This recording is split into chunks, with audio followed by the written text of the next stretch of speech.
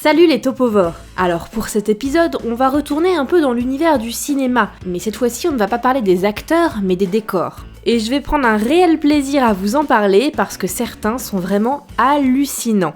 Allez, c'est parti!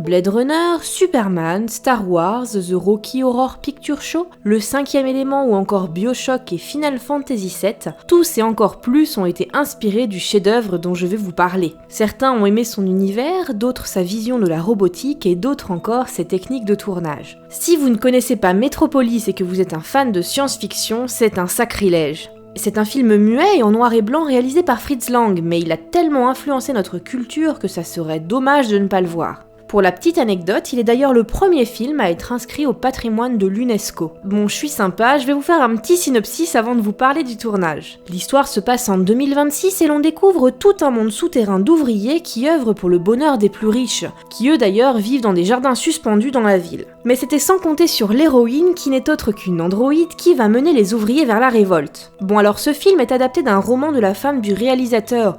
En gros, c'est une belle histoire de famille. Et d'ailleurs, Fritz Lang y met beaucoup de sa personne. Et même qu'une légende raconte que c'est pendant ce tournage qu'il aurait perdu son œil. Bref, en tout, il aura fallu 310 jours et 60 nuits pour tourner le film, tout ça avec pas moins de 620 km de pellicule et de 36 000 figurants. L'actrice principale n'était volontairement pas connue, et les conditions de tournage étaient très difficiles, notamment à cause des exigences du réalisateur qui n'hésitait pas à multiplier les prises de vue pendant des heures et des heures. Mais ce que je trouve le plus remarquable dans le film, et vous vous doutez bien de là où je veux en venir, ce sont les décors. Le film est sorti en 1927, donc vous savez qu'il n'avait pas du tout les mêmes moyens qu'aujourd'hui. Mais pour donner cette dimension spectaculaire aux scènes, le chargé des effets spéciaux a réalisé des miniatures de la ville, qu'il a filmées à travers des miroirs inclinés pour donner des effets de décor gigantesques. Cette technique innovante ne manquera pas de faire parler d'elle, et c'est d'ailleurs Alfred Hitchcock qui sera l'un des premiers à la réutiliser dans son film Chantage en 1929.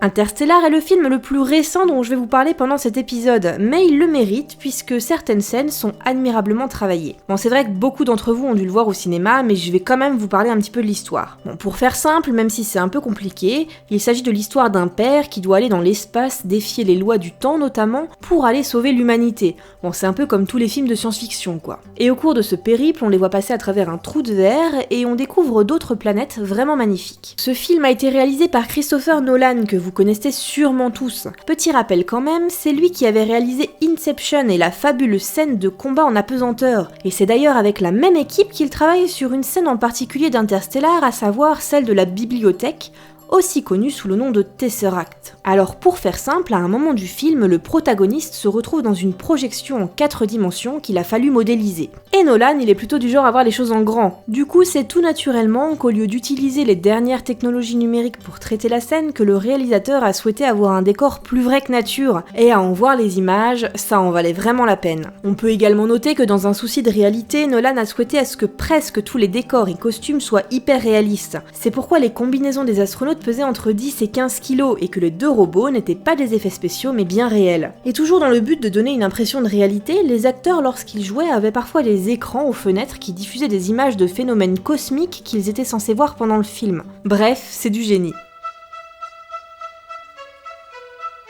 L'histoire est assez connue, mais il est impossible pour moi de ne pas en parler puisque je la trouve génialissime. Mais avant d'évoquer les décors de ce film, il y a beaucoup d'autres choses à dire. Et oui, puisque le film Cléopâtre, sorti en 1963, détient bien des records. Il est effectivement un des films les plus chers du monde puisqu'il a coûté pas moins de 44 millions de dollars à l'époque, c'est-à-dire environ 330 millions de dollars aujourd'hui. Économiquement, ce film est un véritable fiasco. D'ailleurs, la Century Fox a failli y laisser sa peau. Déjà, le tournage dure 2 ans, notamment à cause d'Elizabeth Taylor qui tombe souvent malade, mais aussi à cause du réalisateur qui jette l'éponge en plein milieu du film. Mais en plus de tout ça, le film subit une forte pression médiatique. puisqu'Elizabeth Taylor ne trouve pas mieux à faire que de tomber amoureuse de son collègue Richard Burton alors qu'en fait ils sont tous les deux déjà mariés.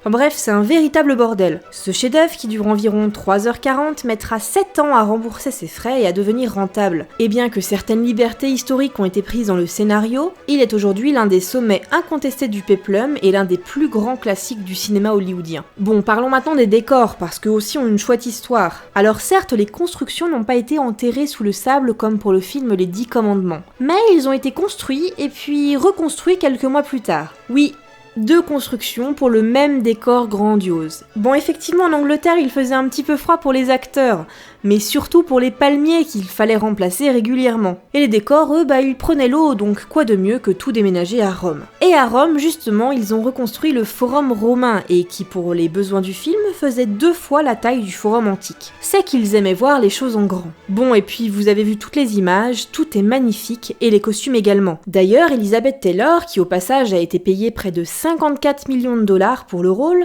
a eu la chance de porter pas moins de 65 costumes pour le film.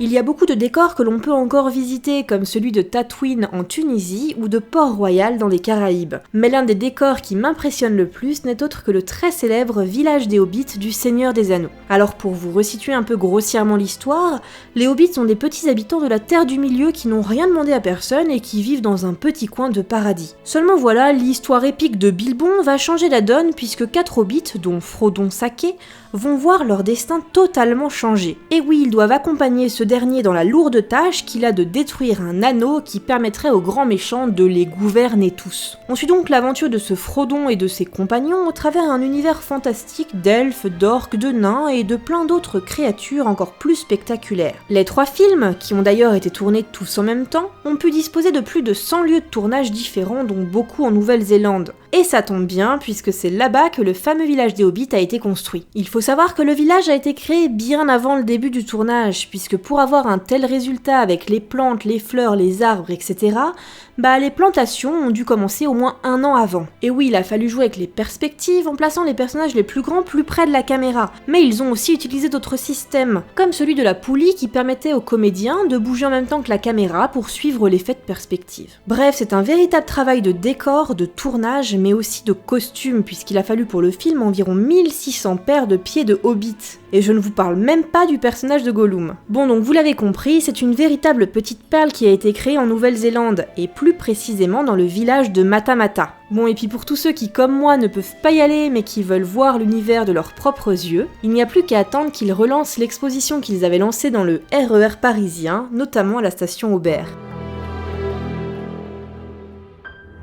Waouh, je n'imagine même pas le courage qu'il a fallu pour tourner ce film, que ça soit en tant qu'acteur ou technicien, mais c'est vraiment un truc de dingue. Bon, il faut vraiment que je vous raconte. Si vous êtes comme moi, vous n'avez pas vu Abyss depuis une éternité, et vous vous rappelez vaguement de l'histoire, celle d'un sous-marin qui a sombré et de l'équipage d'une station de forage qui est engagé pour aller récupérer ses ogives nucléaires. Mais ils vont vite s'apercevoir qu'ils ne sont pas seuls sous l'eau.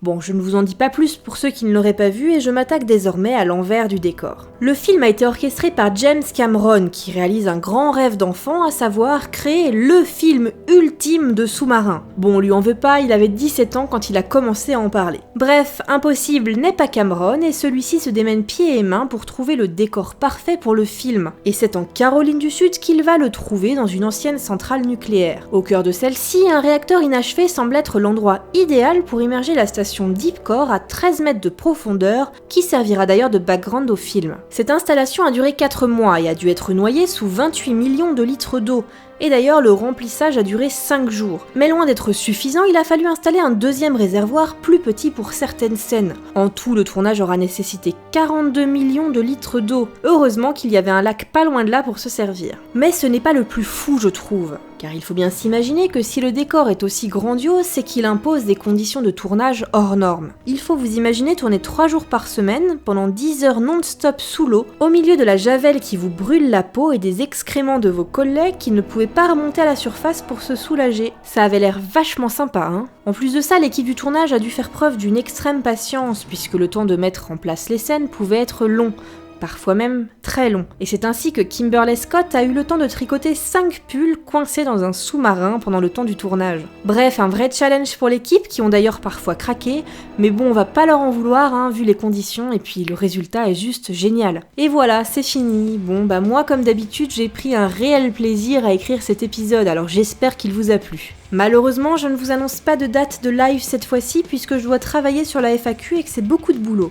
Mais par contre, on se retrouve en septembre, je vous le promets. En attendant, je suis toujours active sur Twitter et sur Facebook, alors n'hésitez pas à m'y retrouver. Bon, vous pouvez également partager l'épisode, me mettre des pouces en l'air si vous avez aimé. En tout cas, merci à tous d'être aussi nombreux à nous rejoindre chaque jour, vous êtes vraiment géniaux. Bon allez, moi je file et je vous dis à la prochaine.